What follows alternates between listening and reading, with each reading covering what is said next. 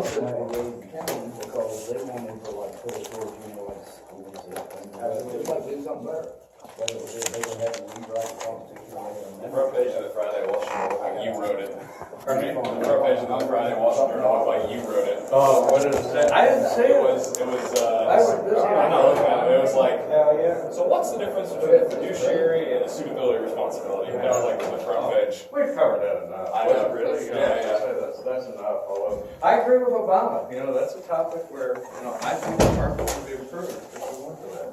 A couple of things. If you've seen the market, what do we have? 8 down days in a row here? Remember when we told you to keep your powder dry? Remember when I said the best thing you can do for the election is to stay liquid? What you're saying is the market has trouble valuing equities based upon the fact that we priced Hillary's victory into the stock market. And then last week, after all the stuff with Anthony Weiner, and how did Hillary Clinton's emails ever wind up on that pervert server? On that pervert's laptop. I mean, as I say, the market's reacting to that, having trouble valuing things. That's why I told you to keep the powder dry. I did cover after I talked to you. I made $13. For those of you that went along with me and shorted Herbalife, remember what? I shorted at 66.13. I covered at 54.43 or 54.46. I can't remember what it was. That's a $13 gain. I shorted 500 shares, so I made $6,500 in 10 weeks. That's the best trade I think I've ever made. I don't think I've ever done better than that. If you guys went along with me and did that one, you probably want to cover now. If you saw, Icon has announced he's going to buy another 100 million shares. He's got like 1.1 billion. He's going to take it to 1.2 billion. You may get another bite at that apple. I might wind up shorting that again. If he steps in and he starts buying again, like I say, the reason why I covered was, remember you asked me about timing. When do you get in and when do you get out? Well, I thought about staying in because I don't think the stocks were $54 a share either. But, I made a nice gain on it. There's risk in the position in terms of maintaining it. There's no reason to stay in and get greedy. I mean, when you've done what you accomplished or what you set out to accomplish with your objective, get in and get out. So as I say, that's why I covered. I would have covered after I talked to you in class. I didn't follow Herbalife that day, but I had another class to teach and I had other stuff to do. It wasn't until Friday morning I could in turn place a trade through my E-Trade account so that I could buy the stock. So I could have covered at a lower price than what I wound up covering at. Notice, then the next day, Icon came out and said he was going to buy another 100 million. It lifted up again, and then boom, it went right back down. I don't think he can try a short squeeze. The problem with the short squeeze is it's a $6 billion company. He's only got 1.2 billion if he follows through and buys the other 100 million. He's got 1.1 billion in it right now. I don't think even he's crazy enough to put 4 or 5 billion into that company. It's not worth nearly what he thinks it is. So like I say, I just took my $13 and said thank you very much. The problem is I took my $13 in my E-Trade account, not my IRA, so I'm going to get killed on that. That's a short-term capital gain. So you can kiss 40% of $6,500 you buy. But like I say, if Icon steps back in and takes another 100 or a couple 100 million more of that company, and it goes back up to 60, go right back in and short 1,000 shares rather than shorting 500. Like I say, that was probably the best trade that I've done. If you did that trade along with me, you covered your tuition for the course of the semester and more. He did buy, he's up to 23% now. Is he? Yeah. He can't go above 25. He's applied for permission to go to 50, but I don't know what the SEC has said if they've granted him permission to go I to haven't 50. seen anything on it about that, but he is up to 23 from the 21. But it would not, the guy's nuts. I mean, like I say, if he takes that stock back to 62, 69. It didn't jump like that. I mean, they're down for there. No. As I say, that's why I covered. But at the same time, I'm not sure what he's going to do next. So, like I say, don't get greedy, and remember what I told you. Don't break your arm, pat yourself on the back about how wonderful a trader you are. Making a lot of money in one day is like losing a lot of money the next day. I mean, some days you eat the bear, some days the bear eats you. Now, what's going to happen tomorrow? And then we got to get back to this because I got to finish covering interest rate stuff today. No, we got a little election tomorrow. Who's going to win? Hillary. Probably Hillary. After you. I don't know. I think, you know what I think's going to happen? I think Trump's going to win the popular vote because it's like Brexit. You know, there are a lot of people out there that will say they're voting for someone else, but when they get in the booth, they're going to vote for Trump, and it's so close in so many states. I think that Trump can probably win the popular vote, but he's never going to win the electoral college, which is why you're right about Hillary's going to be the next president, which is why everybody's thinking, oh, after tomorrow, this is all going to be over. This isn't going to be over tomorrow. We are so polarized as a country. 46% like Hillary and 46% can't stand Hillary. They might not like Trump, but they're voting for him. And so, like I say, I think what you're probably going to see is it will be very close in the popular election. Hillary may eke it out in the popular election, but she's going to win the electoral college for sure. But if she loses the popular vote and she ekes out a win in the electoral college, what are Trump supporters going to do? That's going to be the interesting thing to watch. Yeah, as I said, I think you'll see a lot of people that essentially say, we won't accept the results of that election. And Hillary will give you some nonsense about that's not patriotic and that's not American. Shit, what did she do when Al Gore contested the Bush race? Remember back when they were contesting the fact that they should have won Florida and Bush stole the White House? Well, if it was American to protest back then, how come it's not American to do it now? It's going to be an interesting couple of days. Now, what do you do as far as your trade is concerned? You can pattern drive because you're going to see the market have trouble valuing things. Like 8 down days in a row, and everybody said, oh, the market's headed for a bear market. No, we're not headed for a bear market. Whatever happens out of the election, I think what you're going to see is that the stock market will wait a month and see we're not all going to die, and that the world is going to go on regardless of who's elected, whether it's Clinton or Trump, and then the market will start to filter back up to, I don't know, 18.5, 18.6. You'll see a nice little recovery there. So between now and then, there's going to be a lot of buying opportunities in terms of undervalued securities available in the market. So that's basically it for current event conference. Now let's get back to interest rates, what you need to know about interest rates, and the Federal Reserve. Notice where we were right at the end of the class last time was we were talking about the deposit expansion multiplier, where we said a change in the monetary base multiplied by this thing called, most books write it X super D for the deposit expansion multiplier is equal to a change in demand deposit accounts. Well, notice that X super D thing, the deposit expansion multiplier, is 1 over the reserve requirement on demand deposit accounts, which in our simple example was 10%.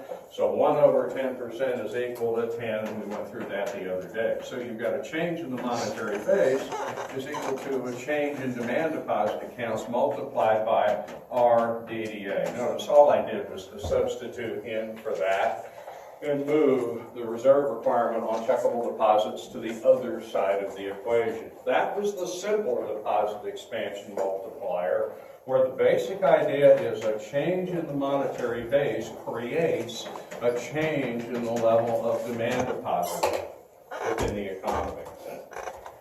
Now let's make that a little bit more complicated.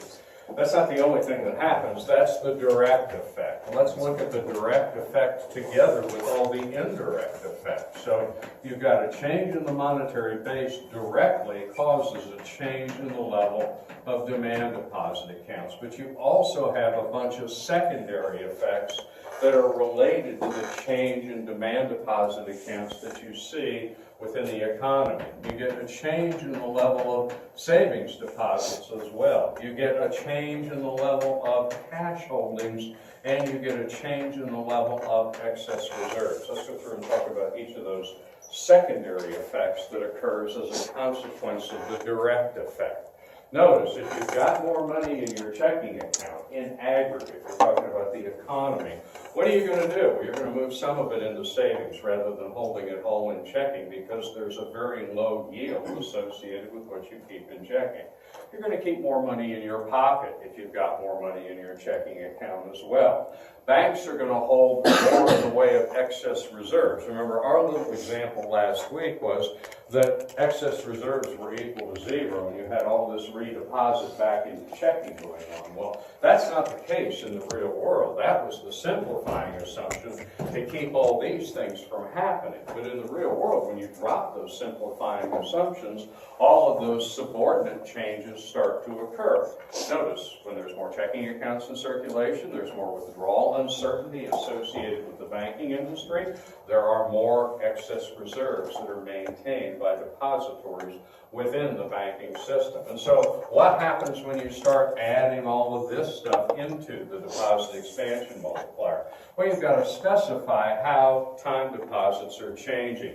In our little model, we're going to relate everything back to the change in demand deposit accounts. So T is going to represent that behavioral variable that talks about how TDA balances, that is, time deposits, are changing with respect to demand deposits. And you can do the same thing with cash and excess reserves. So you've got this little variable C times the change in DDA, and you've got this little variable E times the change in DDA to incorporate inside the deposit expansion multiplier. Now, what are these things? These are the three parameters that indicate how each of those variables change when checkable deposits change. In a minute, you're going to see T is equal to 3 or approximately, which means when the Fed changes the monetary base, there's 3 times more of the change in M1 going into time deposits than there is going into demand deposits. C is going to be equal to a number less than 1. It's like 0.2 is the one I'm going to use as an example, because you're not going to transfer the same amount of money that you get in your checking account into cash holdings, but you carry a little bit more in your pocket. How much more? About 20% of the change in DDA, and so forth. So in this particular world, how do you express the relationship between a change in the monetary base and the change in demand deposit accounts? Well, you've got the change in demand deposit accounts multiplied by RDDA. That was the piece that we had up there. But now you've got all these supplemental secondary changes that start to occur within the economy.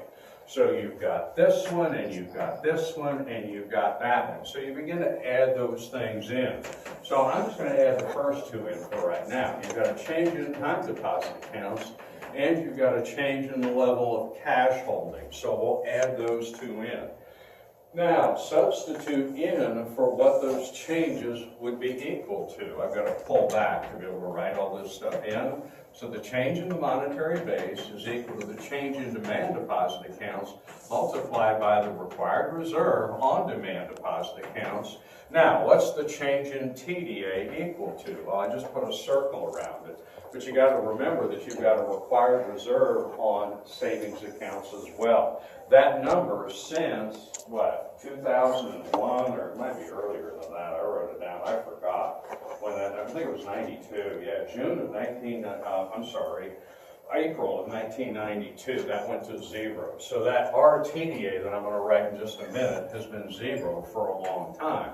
So let me do it this way. You've got the change in DDA multiplied by T multiplied by RTDA for the change in time deposit accounts.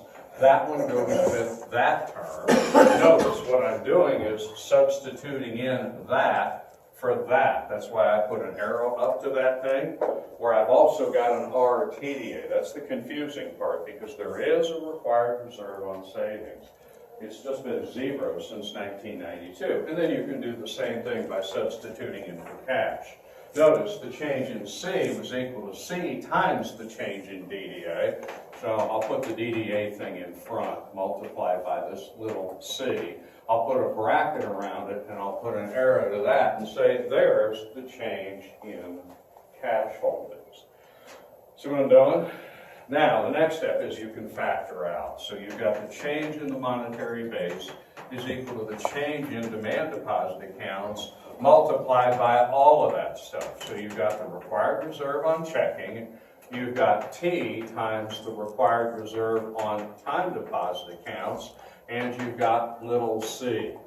There's no reserve on cash, which is why there's no reserve requirement shown on that second term. And notice I deliberately left excess reserves out of the specification because you're going to add that one for homework. I want you to expand it to do it for homework. Now what do you do? Well, you go back to the original specification of the deposit expansion multiplier by returning this side of the equation back to this side of the equation. So what I did here, I'm going to repeat down here. How do I in turn take all of that stuff and move it to the other side of the equation? You just invert it.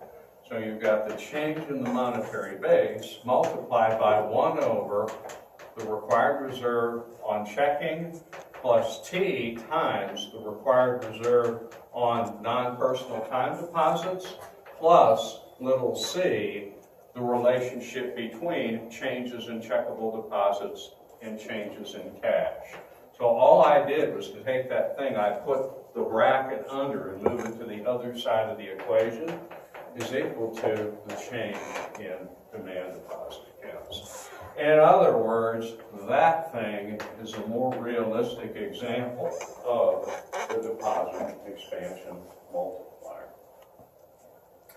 Notice what you've done when you add reality into the monopoly bank case. You add the fact that if your checkable deposits go up, you move some of that into savings.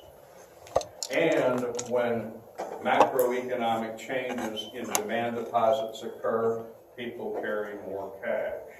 And when you get changes in the economy with respect to more checking, banks hold more excess reserves, although I deliberately left that one out. We're going to add that one next so that you can think through the logic and the math associated with the addition of excess reserves. And so basically what you're doing is you're making the deposit expansion multiplier more realistic. Now, what happens as you do that? Well, you're increasing the value of the denominator, because all these are numbers that are bigger than 0. Some of them are bigger than 1, some of them are less than 1, but they're all greater than 0, which means the denominator is rising, which means the quotient is falling, which means deposit expansion doesn't work as well. So remember, the DEM that we started with was 10. For every $1 change in the base, you got $10 in terms of the maximum potential change associated with checking accounts. Well, now when you start to add a bunch of other stuff, like people holding savings accounts and people putting money in cash and people or banks holding excess reserves, the value of the deposit expansion multiplier. And you can work through some of them for homework. I'll give you some examples that I've worked through, and you can in turn plug the numbers in. Let me pull the screen up for a minute so that I can keep that board up while I do the other board. And you can go and work some of the numbers. Take some of these as example numbers associated with deposit expansion. I wrote down a few for you. If you go back, this is pre-1991. Just to give you an example of how the numbers have changed over time. The required reserve on checking in those days was 12%. The required reserve on savings deposits was 3%. Remember, when we talk about savings deposits, those are non-personal TDA. So what we're really talking about are NTCDs, large denomination certificates of deposit that are held by businesses, not by individuals. That's what that required reserve on savings is all about. Then T is equal to a number like 3, C is equal to a number like 0.2, and for right now I'm going to set E equal to 0. And so under that particular regime, when you go through and you solve for the deposit expansion multiplier, I'll write it right below all of this stuff. Notice you should practice on some of these. The DEM comes out to be 2.44. And I'll leave it to you to go ahead and solve for that. The next regime is, well, what happened when that changed in time deposits? This was in April of 1992. Notice the Fed didn't change the required reserve on checking, but they did change the required reserve on savings to 0. And again, you can keep these other things constant just to demonstrate to yourself the effect on the DEM. The DEM went to 3.13. So notice that was a form of economic stimulus that the Fed used back in the early 90s to in turn stimulate the economy during or right after the onset of a recession in late 1991. Then you can move forward in time to December of 92. They did more stimulus where they cut the required reserve on checking down to 10 Notice that's been 0 forever, 3.2, and again, that one's 0. The DEM changes to 3.33. So that was further stimulus back in 1992, and where we are today, so I'll say here now is the required reserve is about 10%. There's a 0 reserve on savings deposits. We'll keep that at 3. We'll keep that at 0.2. And there's about a 0.1. I'll put a 0 in there.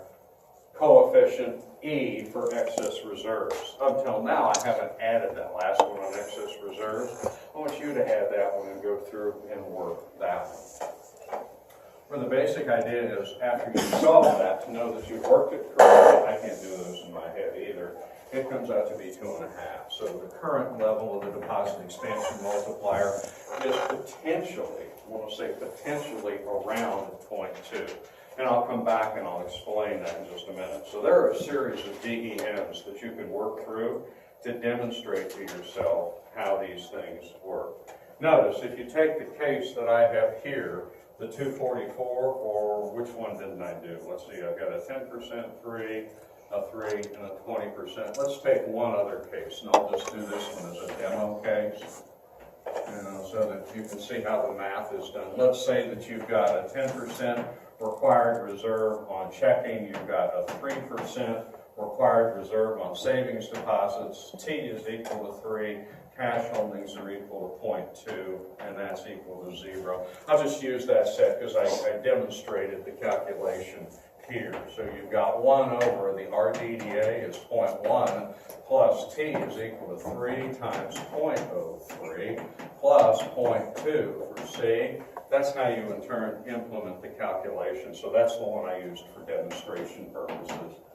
I didn't calculate out the others. So that one comes out to 2.56. That was the one that was in your book, and that's how they got it when they went through the demonstration calculation. So notice, what are you doing? You're changing these two parameters, which are policy variables of the Fed, in order to change, I don't know, the efficiency, the efficacy, the power of deposit expansion. As those numbers go down, deposit expansion theoretically becomes more powerful. Notice the ones that I've circled are variables that are controlled by the Fed. The ones that I didn't circle, I'll put a box around those, are behavioral variables. Those things the Fed doesn't control, those are things that are controlled in the private sector.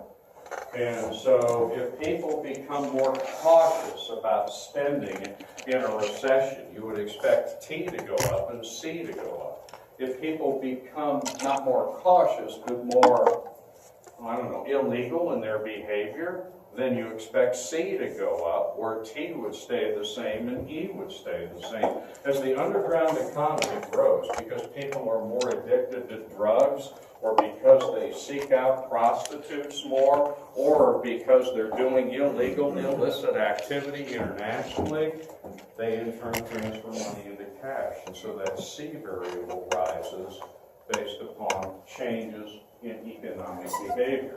The Fed can't control that, and the Fed can't predict that. You got to wait and see how people are going to react. And so what I want you to see is these numbers are changing all the time outside the control of the Fed, which affects the value of the deposit expansion multiplier.